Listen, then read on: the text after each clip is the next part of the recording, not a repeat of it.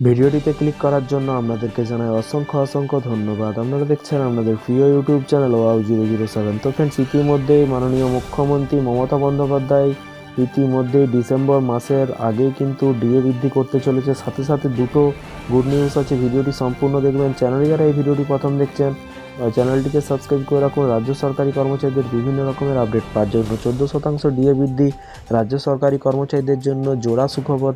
জানুয়ারি মাসে কি বলা হয়েছে? এখানে বলা হয়েছে 14% ডিএ বৃদ্ধি রাজ্য সরকারি কর্মচারীদের জন্য কিন্তু সুখবর। জানুয়ারিতে প্রথমত মহার্ঘ ভাতা বৃদ্ধি এবং দ্বিতীয়ত পঞ্চম বেতন কমিশনের অধীনে বকেয়া ডিএ মামলার সুপ্রিম কোর্টের শুনানি। দুটো কিন্তু পরপর এখানে কিন্তু ভাগ করা আছে। প্রথমত মহার্ঘ ভাতা বৃদ্ধি এবং পঞ্চম বেতন কমিশনের অধীনে ডিএ মামলার সুপ্রিম কোর্টে শুনানি আছে। এইসব খবর কর্মচারীদের জন্য একেবারে নতুন বছর শুরু হওয়ার আগেই কিন্তু বড় সুখবর আসতে চলেছে। 2024 সালে জানুয়ারি থেকে কিন্তু রাজ্য সরকারি কর্মচারীদের জন্য মহার্ঘ ভাতা বৃদ্ধি পাওয়ার শুরু হয়েছিল। এরই পাশাপাশি বলা হয়েছে যে প্রথমে কিন্তু 4% বৃদ্ধি করা হয় এবং পরে এপ্রিল মাসে আরও কিন্তু 4% বাড়ানো হয়। এখন শোনা যাচ্ছে 2025 সালের শুরুতেই মহার্ঘ ভাতা আরও কিন্তু 14% বাড়ানো হতে পারে।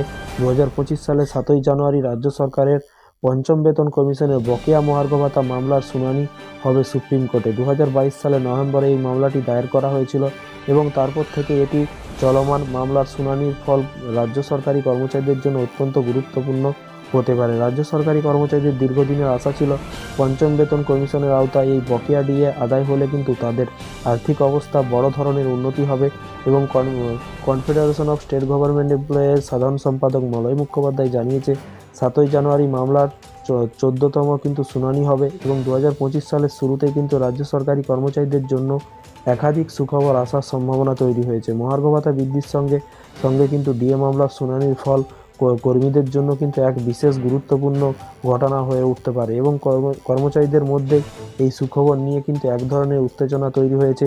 এই সময় রাজ্য সরকারের কর্মচারীদের সুবিধা বাড়ানোর জন্য বিভিন্ন পরিকল্পনা নেওয়া হতে পারে এবং সুপ্রিম কোর্টে সিদ্ধান্ত যদি রাজ্য সরকারি কর্মচারীদের পক্ষে হয় তবে কিন্তু আগামী দিনে তাদের জন্য একটি নতুন দিগন্ত উন্মত হতে পারে, দিগন্ত একটি সুখবর হতে পারে বলে কিন্তু এখানে বলা হয়েছে। এবং এরই পাশাপাশি বলা হয়েছে, দেখতে পাচ্ছেন 2025 সালে রাজ্য সরকারি কর্মচারীদের জন্য একটি নতুন যুগের সূচনা হতে পারে। মহার্ঘ ভাতা বৃদ্ধি এবং ডিএ বকেয়া মামলা নিয়ে কিন্তু সুপ্রিম কোর্টে শুনানি এবং আরও কিছু গুরুত্বপূর্ণ পরিকল্পনার মাধ্যমে কিন্তু কর্মচারীদের জন্য এক নতুন পথ তৈরি হতে পারে এবং রাজ্য সরকারের এই উদ্যোগ কর্মচারীদের মধ্যে কিন্তু উৎসাহ ও আশার সঞ্চার করেছে। ফলে 2025 সালের শুরুতেই কিন্তু রাজ্য সরকারি কর্মচারীদের দুটি সুখবর পেতে চলেছে, যা তাদের অর্থনৈতিক পরিস্থিতি আরও শক্তিশালী করবে বলে কিন্তু মনে করা হচ্ছে। তো ফ্রেন্ডস, এই ছিল আজকে একটি ছোট্ট আপডেট।